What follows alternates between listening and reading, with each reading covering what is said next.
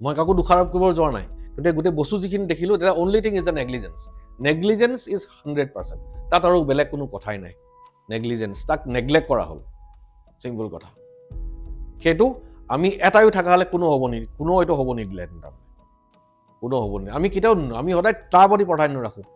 Show' কৰাৰ পিছত ৰাবুৱে লাষ্টলৈকে ৰৈ থাকে, লাষ্টলৈকে। সি যেতিয়া জুবিনে যেতিয়ালৈকে তাৰ পৰা নোলায়, ৰাবুৰ কাম নাই, ৰাবু গুচি যাব পাৰে, সি ৰহি থাকে।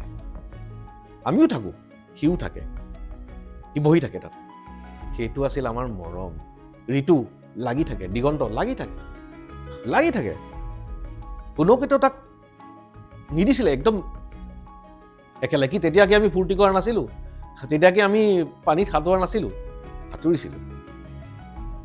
তিনিচুকীয়াত যেতিয়া আছিল উৰ্মিলা কণ্টিনেণ্টেলত আছিলোঁ আমি, তাতে চুইমিং পুল প্ৰথম দেখিছোঁ। তেতিয়া চুইমিং পুলটো কেনেকৈ থাকে তাতো সাঁতুৰিছোঁ আমি, বুজা নাই? কিন্তু সাঁতুৰিলেও তাৰমানে তাক একদম, কাৰণ সি উৎপতীয়া হয়তো, আৰু পানী দেখিলে সি ৰ'ব নোৱাৰে। সি পানী দেখিলে ৰ'ব নোৱাৰে, সি সাঁতুৰি ভাল পায়, সি এক্সেলেণ্ট চুইমাৰ হয়।